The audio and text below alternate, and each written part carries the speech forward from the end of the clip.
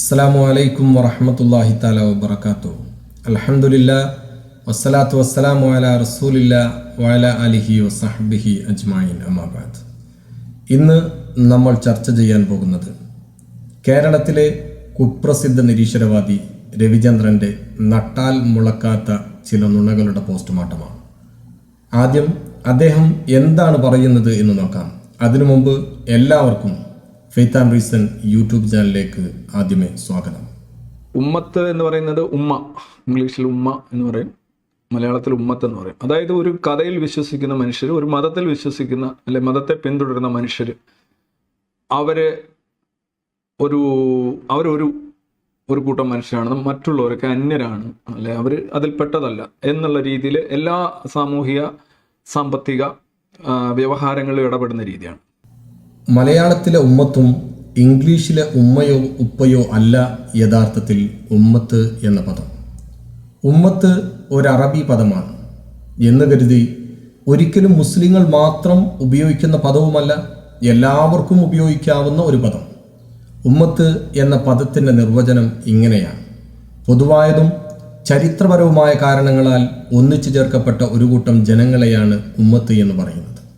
ഒന്നിച്ചു ചേരാനുള്ള കാരണം ചിലപ്പോൾ ഭാഷയായിരിക്കാം, ചിലപ്പോൾ മതപരമോ സാമ്പത്തികമോ രാഷ്ട്രീയമോ അങ്ങനെ എന്തുമാകാം. അതായത് രവിയേട്ട, പൊതുവായ ഒരു ലക്ഷ്യത്തിനു വേണ്ടി ഒരുമിച്ച് കൂടിയ ഒരു കൂട്ടം ജനങ്ങളെയാണ് ഉമ്മത്ത് അഥവാ കമ്മ്യൂണിറ്റി. പച്ച മലയാളത്തിൽ പറഞ്ഞാൽ വംശം, വർഗം, സമൂഹം, സമുദായം എന്നൊക്കെ വിളിക്കുന്നത്. ഉദാഹരണത്തിന് ഇസ്ലാമിനെ തെറിവിളിക്കുക എന്ന പൊതുവായ ലക്ഷ്യത്തോടുകൂടെ ഒരുമിച്ച് കൂടിയവരെ ഉമ്മത്ത് നാസ്തികത എന്നോ ഉമ്മത്ത് യുക്തിവാദം എന്നോ വിളിക്കാം. എന്താണെങ്കിലും ഇതിനൊക്കെ എന്തിനിത്ര ടെൻഷൻ? വാക്കിനെ പേടിക്കുന്ന ശാസ്ത്രവാദികളോ? അത്ഭുതം തന്നെ. ഇപ്പൊ UN-ലൊക്കെ ഈ അറബ് നേഷൻസിന്റെ പ്രതിനിധികൾ പ്രത്യേകം പത്രസമ്മേളനമൊക്കെ നടത്തുന്നത് നിങ്ങൾ കണ്ടിട്ടുണ്ടാവും. അവരെപ്പോഴും പറയുന്ന ഒരു വാചകമുണ്ട്: അവർ ബ്രദേഴ്സ് ഇൻ പാലസ്തീൻ, അവർ ബ്രദേഴ്സ് ഇൻ സിറിയ, അവർ ബ്രദേഴ്സ്. അപ്പോൾ ഈ ബ്രദേഴ്സ് ഇൻക്ലൂഡിങ് സിസ്റ്റേഴ്സും ആയിക്കോട്ടെ, സിസ്റ്റേഴ്സ് എന്ന് പറയാനില്ല, അവർ ബ്രദേഴ്സ് എന്ന് പറയുന്നത് മറ്റ് മുസ്ലിങ്ങളെ മാത്രം ഉദ്ദേശിച്ചുകൊണ്ടാണ്. അപ്പോൾ അവരുടെ സഹോദരൻ എന്ന് അവർ കരുതണമെങ്കിൽ, ഒരു ബ്രദർലി അഫെക്ഷൻ അല്ലെങ്കിൽ ബ്രദർഹുഡ് ഉണ്ടാവണമെങ്കിൽ എന്നവരുടെ മതത്തിൽപ്പെട്ട ആളായിരിക്കണം. അറബ് നാഷൻസിന്റെ പ്രതിനിധികൾ പത്രസമ്മേളനത്തിൽ അവർ ബ്രദേഴ്സ് ഇൻ ഫലസ്തീൻ, അവർ ബ്രദേഴ്സ് ഇൻ സിറിയ, സിറിയയിലെ ഫലസ്തീനിലെ ഞങ്ങളുടെ സഹോദരന്മാർ എന്ന് പറയുന്നത് മുസ്ലിങ്ങളെ മാത്രം ഉദ്ദേശിച്ചാണ് എന്നാണ് രവിചന്ദ്രന്റെ കണ്ടെത്തൽ. മുസ്ലിം ഭൂരിപക്ഷ രാജ്യമായ ഫലസ്തീനിലും സിറിയയിലും മുസ്ലിങ്ങൾക്ക് പുറമെ ക്രിസ്ത്യാനികളും സമരിറ്റൻസും ജൂതന്മാരും താമസിക്കുന്നുണ്ട്. ഏതെങ്കിലും പത്രസമ്മേളനത്തിൽ മറ്റു മതസ്ഥർ ഒഴിച്ചുള്ള ഫലസ്തീനിലെ അല്ലെങ്കിൽ സിറിയയിലെ മുസ്ലിങ്ങളുടെ സമാധാനത്തിനു വേണ്ടി ഞങ്ങൾ പരിശ്രമിക്കും എന്ന് പറയുന്നത് ഇതുവരെ ആരും കേട്ടിട്ടില്ല. എല്ലാ മതങ്ങളും ഉൾക്കൊള്ളുന്ന സിറിയയിലെയും ഫലസ്തീനിലെയും അടിച്ചമർത്തപ്പെട്ട ഞങ്ങളുടെ സഹോദരങ്ങൾ എന്ന് അഭിസംബോധന ചെയ്യുന്നത് എങ്ങനെയാണ് തെറ്റാവുക? പിന്നെ മറ്റൊരു കാര്യം, ഇസ്ലാമിൽ ബ്രദർഹുഡ് അഥവാ ഇസ്ലാമിനുള്ളിൽ ഒരു സാഹോദര്യമുണ്ടോ എന്നതാണ്. ഉണ്ട് എന്നതാണ് ഉത്തരം. മുസ്ലിങ്ങൾ പരസ്പരം സഹോദരന്മാരാണ് എന്ന് ഖുർആൻ പലയിടങ്ങളിലും കൃത്യമായി പറയുന്നുണ്ട്. ഇന്നമൽ മുഅ്മിനൂന ഇഖ്വ, സൂറത്തുൽ ഹുജറാത്ത് 10-ാമത്തെ ആയത്ത്. തീർച്ചയായും സത്യവിശ്വാസികൾ സഹോദരന്മാരാണ്. വദ്കുറൂ നിഅമത്തല്ലാഹി അലൈക്കും ഇദ് കുൻതും അഅദാഅൻ ഫഅല്ലഫ ബൈന ഖുലൂബിക്കും ഫഅസ്ബഹ്തും ബിനിഅമതിഹി ഇഖ്വാന. സൂറത്തു ആൽ ഇംറാന്റെ 103-ാമത്തെ ആയത്ത്. പരസ്പരം ശത്രുക്കളായിരുന്ന നിങ്ങളുടെ ഹൃദയങ്ങളെ അള്ളാഹു ഒന്നിപ്പിക്കുകയും അള്ളാഹുവിൻ്റെ കാരുണ്യത്താൽ നിങ്ങൾ സഹോദരന്മാരായി മാറുകയും ചെയ്തിരിക്കുന്നു. ഇത് മാത്രമല്ല, നബി സല്ലല്ലാഹു അലൈഹി വസല്ലമ തങ്ങൾ പറഞ്ഞു, ഒരു മുസ്ലിം മറ്റൊരു മുസ്ലിമിൻ്റെ സഹോദരനാണ്. ബുഖാരിയിൽ 6026. മറ്റൊരു ഹദീസിൽ നബി തങ്ങൾ പറഞ്ഞത്, ഒരു വിശ്വാസി മറ്റൊരു വിശ്വാസിക്ക് പരസ്പരം ശക്തി പ്രാപിച്ച് ശക്തിപ്പെടുത്തി നിൽക്കുന്ന കെട്ടിടം പോലെയാണ്. ഇതുപോലെ മുസ്ലിങ്ങൾക്കിടയിൽ സ്നേഹവും സഹകരണവും ഐക്യവും നഷ്ടപ്പെട്ടു പോകാതിരിക്കാൻ അള്ളാഹുവിൻ്റെ നിർദ്ദേശങ്ങളിൽ പലയിടങ്ങളായി നമുക്ക് കാണാൻ സാധിക്കും. അതൊരാളെയും കൊല്ലാനോ മറ്റുള്ള മതസ്ഥരെ അവഹേളിക്കാനോ മറ്റുള്ള ജനവിഭാഗങ്ങളെ എല്ലാം അടിച്ചമർത്താനുമുള്ള കൽപ്പനയല്ല. നിങ്ങൾ സ്നേഹത്തിൽ കഴിയണമെന്ന് പറയുന്നത് എങ്ങനെയാണ് മറ്റുള്ളവരെ കൊല്ലണം എന്ന് വ്യാഖ്യാനിക്കുക? നുണ പറഞ്ഞ് ശീലിച്ച നാവുകൾക്ക് അതിന് സാധിക്കും. കിട്ടും. എന്നിരുന്നാലും വളരെ ഡിവൈസീവായിട്ടുള്ള, വളരെ വിഭാഗീയമായിട്ടുള്ള, വർഗീയമായിട്ടുള്ള ഒരു ചിന്തയാണ് ഈ ബ്രദർഹുഡ്, ഈ മതങ്ങൾ മുന്നോട്ട് വെക്കുന്ന ബ്രദർഹുഡ്. മതങ്ങൾ മാത്രമല്ല രവിചന്ദ്രൻ ബ്രദർഹുഡ് അഥവാ സാഹോദര്യം മുന്നോട്ട് വെക്കുന്നത്. ഓരോ കമ്മ്യൂണിറ്റിക്കുള്ളിലും, ഗ്രൂപ്പുകൾക്കിടയിലും, നാട്ടുകാർക്കിടയിലും, കൂട്ടുകാർക്കിടയിലും ഒരു സാഹോദര്യത്തിൻ്റെ, അടുപ്പത്തിൻ്റെ ഇഴകൾ സുന്ദരമായി നിലനിൽക്കുന്നത് നമുക്ക് കാണാൻ സാധിക്കും. നമ്മുടെ ദേശീയ പ്രതിജ്ഞ, സ്കൂളുകളിലും മറ്റു വിദ്യാഭ്യാസ സ്ഥാപനങ്ങളിലും ചൊല്ലാറുള്ള പ്രതിജ്ഞ, India is my country, all Indians are my brothers and sisters. India എൻ്റെ രാജ്യമാണ്, എല്ലാ ഇന്ത്യക്കാരും എൻ്റെ സഹോദരന്മാരാണ്. ഈ വാക്യങ്ങൾ അനുസരിച്ച് ഇന്ത്യ മാനവികമോ മനുഷ്യത്വമോ ഉള്ള രാജ്യമല്ല എന്ന് രവിചന്ദ്രന് പറയാം. കാരണം മറ്റുള്ള 195ഓളം രാജ്യങ്ങളിലെ മനുഷ്യരെ ഒന്നും സഹോദരങ്ങളായി കാണാതെ ഇന്ത്യക്കാരെ മാത്രം സഹോദരന്മാരാക്കുന്ന രീതി ശരിയല്ല എന്ന് രവിചന്ദ്രന് തോന്നിയേക്കാം. പക്ഷേ ഇന്ത്യയിലുള്ള മുഴുവൻ ആളുകളും സഹോദരന്മാരും സഹോദരിമാരും ആണെന്ന് പറയുമ്പോൾ ഒരിക്കലും അത് മറ്റുള്ളവരെ ഒഴിവാക്കണമെന്ന, മറ്റുള്ളവരെ ആക്രമിക്കണമെന്ന ആഹ്വാനമല്ല. മറിച്ച് ഇന്ത്യക്കാരെന്ന നിലയിൽ നമ്മൾ സഹോദരന്മാരാണ്, അമേരിക്കക്കാരെന്ന നിലയിൽ അവർ സഹോദരന്മാരാണ്, ബംഗ്ലാദേശികളെന്ന നിലയിൽ, റഷ്യക്കാരെന്ന നിലയിൽ, ഓരോ രാജ്യക്കാരും അവരെന്ന നിലയിൽ അവർക്കിടയിൽ ഒരു സാഹോദര്യമുണ്ട്. ഓരോ സംഘടനകളുടെയും മെമ്പർമാർക്കിടയിൽ ഉണ്ടാകുന്ന സാഹോദര്യം, ഓരോ അസോസിയേഷനുകളും ഓരോ മതങ്ങളും അവർക്കിടയിലുള്ള ആളുകൾക്കിടയിൽ പ്രത്യേകമായൊരു സാഹോദര്യമുണ്ട്. അത് മറ്റുള്ളവരെ ഹനിക്കണം എന്ന് ദുർവ്യാഖ്യാനിക്കുന്നത് അബദ്ധം തന്നെയാണെന്ന് പറയാതെ വയ്യ. നമുക്കിടയിൽ തന്നെ പരസ്പരം തമ്മിൽ തല്ലി സ്വന്തം മക്കൾ മരിക്കരുത് എന്ന് ആഗ്രഹിക്കുന്ന രക്ഷിതാക്കൾ മക്കളോട് പറയും, സഹോദരന്മാരെന്ന നിലക്ക് സ്നേഹത്തോടെ ജീവിക്കണമെന്ന്. അതെങ്ങനെയാണ്, ആ വാക്കെങ്ങനെയാണ് അയൽവാസികളെയും മറ്റു നാട്ടുകാരെയും നമ്മുടെ ജീവിതത്തിൽ നിന്ന് പുറത്താക്കലാകും?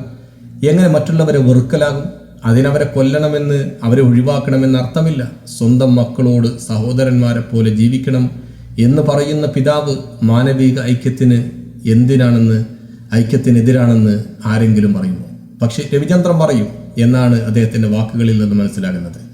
എന്താണെങ്കിലും അറേബ്യയിൽ ഉദയം കൊണ്ട ഇസ്ലാമിൻ്റെ വിശ്വാസ സംഹിതയുടെ കുറ്റം കണ്ട രവിചന്ദ്രൻ സ്വന്തം കാലിൻ ചുവട്ടിൽ ഇന്ത്യയിലെ പ്രതിജ്ഞയിൽ ആവർത്തിച്ചുകൊണ്ടിരിക്കുന്ന വാചകത്തിൻ്റെ അർത്ഥം മനസ്സിലാക്കാതെ പോയത് നിരാശാജനകം തന്നെയാണ്.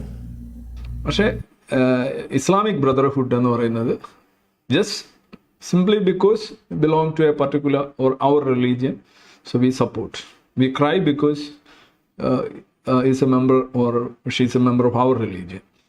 എത്ര ചുരുങ്ങിയ, കുടുസായ, സങ്കുചിതമായ, മാനവിക വിരുദ്ധമായിട്ടുള്ള ഒരു മൈൻഡ് സെറ്റാണെന്ന് നോക്കുക. നിരീശ്വരവാദികൾ തങ്ങളുടെ സർക്കിളിന്റെ ഉള്ളിലുള്ള ആളുകളോട് കാണിക്കുന്ന സാഹോദര്യം പുറത്തുള്ളവരോട് കാണിക്കുന്നില്ല. മറ്റുള്ളവരെ മാക്സിമം പരിഹസിക്കുന്ന രവിചന്ദ്രനാണ് വെറുപ്പിന്റെ അപകടങ്ങളെക്കുറിച്ച് സന്മാർഗ പാഠം പഠിപ്പിക്കുന്നത്. മറ്റുള്ളവരെ കളിയാക്കുന്ന ആരെയും കളിയാക്കരുത്, മറ്റുള്ളവരെ കളിയാക്കുന്നവരാണ് ആരെയും കളിയാക്കരുത് എന്ന് ഉപദേശിക്കുന്നത്. പരിഹസിക്കാൻ നേതൃത്വം കൊടുക്കുന്നവർ പറയുകയാണ്, നിങ്ങൾ വേറെ ആരെയും പരിഹസിക്കരുത്. ഇതെന്തൊരു വൈരുദ്ധ്യമാണ് ഈ ജീവിതം. ഇസ്രായേലിനെ സ്റ്റേറ്റ് എന്ന നിലയിൽ അംഗീകരിക്കില്ല, നോ. ഇസ്രായേലുമായിട്ട് ഇനി യാതൊരുവിധ സമാധാനവുമില്ല, നോ. ഇസ്രായേലുമായിട്ട് ഇനി യാതൊരുവിധ ചർച്ചയുമില്ല, നോ, നോ, നോ, നോ. ഈ 3 നോസ് ഇത്ര നിഷേധാത്മകമായി, അതായത് യുദ്ധം മാത്രം, യാതൊരു പീസ് എഫേർട്ടിന് യാതൊരുവിധ സാധ്യതയും ഞങ്ങൾ അനുവദിക്കില്ല എന്നുള്ള ഒരു ഉറച്ച നിലപാട് അറബ് രാജ്യങ്ങൾ, അത് 1948 തുടങ്ങിയതല്ല, അതിനു മുന്നേയും അറബ് രാജ്യങ്ങളും അറബ് സാമ്രാജ്യങ്ങളുമൊക്കെ അവിടെ ഇസ്രയേലിനോട് അല്ലെങ്കിൽ ജൂത സെറ്റിൽമെൻറ്റിനോട് പുലർത്തിയ ആ ഒരു ഹോസ്റ്റിലിറ്റി, അതായത് ഉപാധികളില്ലാത്ത വെറുപ്പ്, ഉപാധികളില്ലാത്ത തിരസ്കരണം, ചർച്ചയെ സാധ്യമല്ല, അതായത് എക്സ്ക്ലൂസീവാണ്. ഇസ്ലാം എക്സ്ക്ലൂസീവായിട്ടുള്ളൊരു സാധനം. അവിടെ മറ്റൊരു ജൂതർ അങ്ങനെ ഒരു കോൺസെപ്റ്റ് അവർക്ക് അംഗീകരിക്കാൻ പറ്റില്ല. It's because of religious reasons. ഇസ്രായേലിനെതിരെ അറബ് രാജ്യങ്ങൾ കൈക്കൊണ്ട തീരുമാനങ്ങളിൽ ക്ഷുഭിതനാണ് രവിയേട്ടൻ. ഇയാളുടെ വർത്തമാനം കേട്ടാൽ തോന്നും ഇയാളെ റേഷൻ കാർഡിലെ മണ്ണെണ്ണയും അരിയും ഇസ്രായേലിൽ നിന്നാണ് മേടിക്കുന്നത് എന്ന്. ഇത്ര വിധേയത്വം കാണിച്ചു നിൽക്കാൻ മാത്രം എന്താണ് നിങ്ങൾ ഇസ്രായേലിൽ കണ്ടത്? ഈ കഴിഞ്ഞ ഒരു വർഷം കൊണ്ട് ജീവിതത്തിൻ്റെ മനോഹരമായ ബാല്യം ജീവിച്ചു തീരാത്ത 3588 കുട്ടികളെയും 2036 സ്ത്രീകളുമടക്കം 8119 ആളുകളെ ജനവാസ കേന്ദ്രങ്ങളിലും ആശുപത്രികളിലും അഭയാർത്ഥി ക്യാമ്പുകളിലും ബോംബിട്ട് അല്പം പോലും കാരുണ്യമില്ലാതെ കൊന്നുകളഞ്ഞ ഇസ്രായേലിനെതിരെ ലോകം ശബ്ദിക്കാൻ പാടില്ല. ശബ്ദിച്ചാൽ കേരളത്തിലെ ചില ഇസ്രായേൽ ഫാൻസുകാർക്ക് കുരുപൊട്ടും. പൊട്ടണം. കാരണം ഫലസ്തീനിൽ പിടഞ്ഞു വീണ കുട്ടികൾ നിങ്ങളുടെ കുട്ടികളല്ലല്ലോ. അവർ വെറും ശത്രുക്കൾ മാത്രമാണ് നിങ്ങൾക്ക്. വേദനിച്ചു മരിച്ച സ്ത്രീകളോട് പോലും നിങ്ങൾക്ക് വെറുപ്പാണ്. കാരണം അവർ മുസ്ലിങ്ങൾ മാത്രമാണല്ലോ. നിങ്ങൾ പറയുന്ന നീതിബോധം എത്ര ചിന്തിച്ചിട്ടും മനസ്സിലാകുന്നില്ല എന്ന് മാത്രം. അവർ സംസാരിക്കുന്നത് മുസ്ലിങ്ങൾ, മുസ്ലിം രാജ്യങ്ങൾ, മുസ്ലിം പ്രശ്നം ഇത് മാത്രമാണ്. അവരാണ് യഥാർത്ഥത്തിൽ അവരെ സംബന്ധിച്ച് സഹജീവികൾ അല്ലെങ്കിൽ മനുഷ്യർ. ബാക്കിയുള്ളവർക്കൊക്കെ എന്തോ ഇറ്റ്സ് നോട്ട് നമ്മുടെ ആളല്ല എന്നുള്ളതാണ്. അപ്പം എല്ലാം പോലെ രവിചന്ദ്രൻ ഇതും സ്വന്തം കയ്യിൽ നിന്ന് കൂട്ടിയതാണ്. എല്ലാവരെയും മനുഷ്യനായി കാണുന്ന, എല്ലാവരെയും സ്നേഹിക്കാനും ബഹുമാനിക്കാനും പഠിപ്പിക്കുന്ന കാഴ്ചപ്പാടാണ് ഇസ്ലാമിൻ്റേത്. മാനവികമല്ലാത്ത ഒന്നും ഇസ്ലാം പറയുന്നില്ല. എല്ലാവരും മനുഷ്യരാണ് എന്ന ബോധം നിങ്ങളുടെ ഉള്ളിൽ ഉണ്ടാവണമെന്ന് ആണയിട്ടുറപ്പിക്കുന്ന വാക്കുകളാണ് നബി സല്ലല്ലാഹു അലൈഹി വസല്ലമ തങ്ങൾ പറഞ്ഞത്. നിങ്ങൾ ഭൂമിയിലുള്ളവരോട് കരുണ കാണിക്കുക, ആകാശത്തിലുള്ളവർ നിങ്ങളോട് കരുണ കാണിക്കും. നബി തങ്ങൾ വീണ്ടും പറഞ്ഞു, സ്വന്തം അയൽവാസി പട്ടിണി കിടക്കുമ്പോൾ വയറ് നിറച്ചുണ്ണുന്നവൻ നമ്മിൽ പെട്ടവനല്ല എന്ന്. ഈ വാക്കുകൾ ആലോചിച്ചു നോക്കൂ. ഇവിടെയൊന്നും മതമല്ല പറയുന്നത്. അയൽവാസി മുസ്ലിമോ ഹിന്ദുവോ ക്രിസ്ത്യനോ ആരാവട്ടെ, അവൻ വിശന്ന് പട്ടിണി കിടക്കുന്ന നേരത്ത് നീ വയറ് നിറച്ച് കഴിക്കുന്നുവെങ്കിൽ നീ മുസ്ലിം സമുദായത്തിൽ പെട്ടവനാണെന്ന് പറയാൻ കഴിയില്ല. അങ്ങനെയുള്ളവന് മുസ്ലിം ആകാൻ കഴിയില്ല. ഭൂമിയിലുള്ളതാരോ ആകട്ടെ, എല്ലാവരോടും കാരുണ്യം കാണിക്കുക, എങ്കിൽ നിനക്ക് പടച്ചതമ്പുരാൻ കാരുണ്യം കാണിക്കുമെന്ന് പറയുമ്പോൾ അത് മാനവികമല്ലാതെ മാനുഷികമല്ലാതെ മറ്റെന്താണ്? ലോകത്തുള്ള മുഴുവൻ മനുഷ്യരെയും സ്നേഹത്തോടെ കാരുണ്യത്തോടെ കാണുന്ന അതിവിശാലമായ കാഴ്ചപ്പാടാണ് ഇസ്ലാമിൻ്റേത്. അതിന് ഇതൊക്കെ കാണണമെങ്കിൽ, ഇതൊക്കെ മനസ്സിലാക്കണമെങ്കിൽ എന്നോ വച്ച വെറുപ്പിൻ്റെയും വിദ്വേഷത്തിൻ്റെയും മഞ്ഞക്കണ്ണട മാറ്റിവെച്ച് യാഥാർത്ഥ്യം കാണാൻ രവിചന്ദ്രനും കൂട്ടരും തയ്യാറാവണം. അതിന് സാധിക്കട്ടെ എന്ന് പ്രാർത്ഥിച്ചുകൊണ്ട് അസ്സലാമു അലൈക്കും വറഹ്മത്തുള്ളാഹി.